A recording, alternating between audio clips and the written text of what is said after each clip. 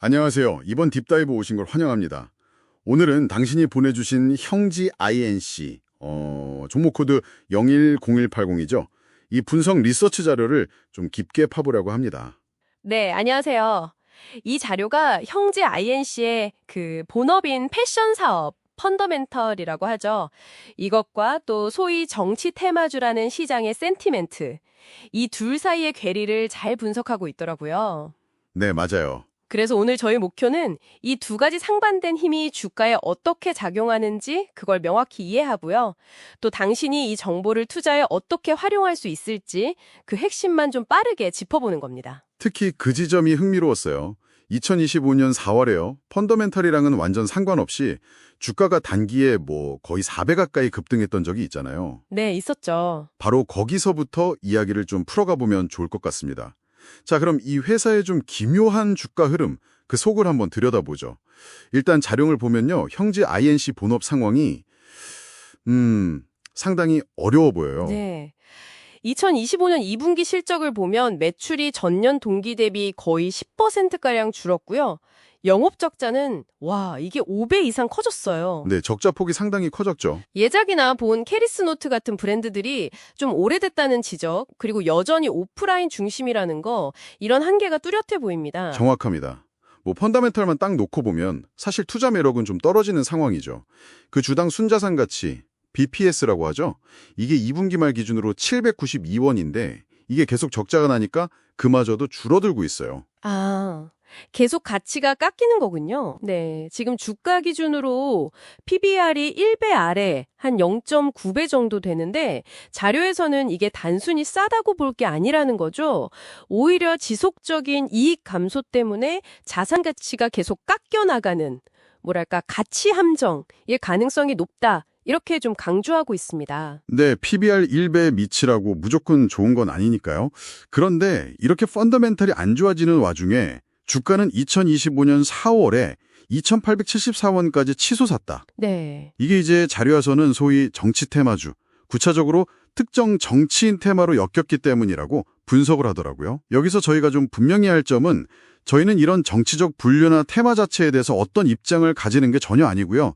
그냥 제공된 자료의 분석 내용을 객관적으로 전달해 드리는 겁니다. 바로 그겁니다. 그게 이 분석의 핵심인 거죠.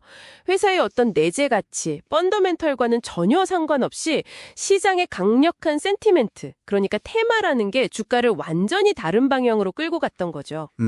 지금 현재 2025년 11월 초 주가가 713원 정도인데요.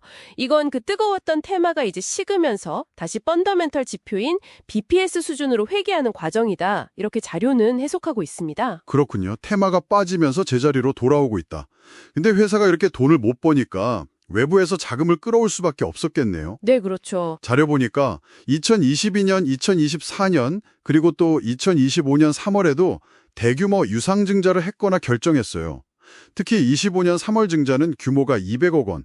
와, 당시 발행 주식수의 거의 90%에 육박하는 엄청난 물량이었더라고요. 네, 맞습니다. 이건 시장에서는 보통 초대형 악재 아닌가요? 그쵸. 일반적으로는 주가 폭락으로 이어지는 게 맞습니다. 이게 주가가 올랐다리 오잖아요. 그게 참... 네, 정말 특이한 경우죠. 흥미롭게도 형제 INC는 이 유상증자 발표하고 나서 오히려 주가가 급등했어요. 자료는 이걸 어떻게 분석하냐면 당시 그 정치 테마라는 아주 강력한 센티멘트가 있었잖아요. 그게 지분 가치 희석이라는 명백한 펀더멘털 악재를 그냥 완전히 압도해버렸다. 이렇게 보고 있습니다. 테마의 힘이 그렇게 강했군요. 네, 이 현상은 결국 당시에 형제 INC 주식에 투자했던 사람들이 회사의 실적이나 가치보다는 단기적인 테마에 베팅하는 그런 투기적 성향이 굉장히 강했다는 걸 보여주는 사례라고 할 수 있겠습니다. 투자자 구성 자체가 좀 그랬다는 거군요. 또 흥미로운 데이터가 테마로 주가가 막 오를 때 외국인 투자자가 44만 5천 주나 순매수를 했다는 건데요. 네, 그 데이터가 있죠. 자료는 이들을 장기 투자자로 보기는 어렵고 그냥 테마에 편승한 단기 자금일 가능성이 거의 100%다. 이렇게 좀 단정적으로 분석을 하네요. 혹시 다른 해석의 여지 같은 건 언급이 없었나요? 자료에서는 그 가능성을 매우 낮게 보고 있습니다. 당시 여러 상황이나 거래 패턴을 봤을 때 이게 뭐 기업 가치를 길게 보고 들어온 투자라고 보기는 어렵다는 거죠. 네. 그리고 보수적으로 추정해도 이 외국인들의 평균 매수 단가는 아마 1,500원 이상일 걸로 보여요. 아, 그럼 지금 주가 700원대 생각하면 손실이 크겠네요. 그렇죠. 상당한 손실 상태일 텐데 이게 뭘 의미하냐면 앞으로 주가가 좀 반등하려고 해도 이들의 본전 매도 물량이 나올 수 있다는 거죠. 그게 이제 주가 상승을 막는 강력한 저항선, 소위 악성 매물대로 작용할 가능성이 크다. 이렇게 분석하고 있습니다. 아, 그 물량이 부담이 되겠군요.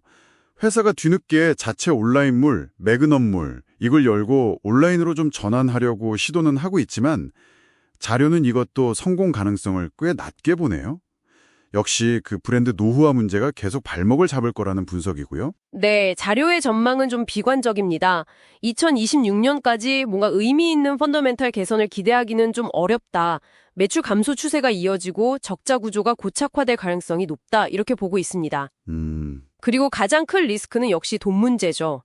만성적인 현금 부족 때문에 2026년에도 또다시 유상증자를 하거나 아니면 뭐 전환사채 CB나 신주 인수권 부사채 BW 같은 걸 발행할 수밖에 없을 거라는 겁니다.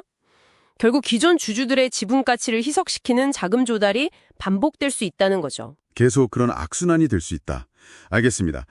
자, 그럼 오늘 내용을 좀 정리해 보겠습니다. 형제 아이언 씨는 이 본업, 펀더멘털의 심각한 위기 속에서 정치 테마라는 외부 요인 때문에 주가가 아주 극단적인 롤러코스터를 탔던 사례라고 볼 수 있겠네요. 네, 맞습니다. 테마가 사라진 지금 주가는 내려왔지만 근본적인 사업 리스크나 잠재적인 매물 부담 같은 문제들은 여전히 숙제로 남아있는 상황이고요. 그렇죠. 여기서 이제 당신에게 한번 던져볼 만한 마지막 질문 혹은 생각해볼 거리는 이겁니다. 잘 들어보세요.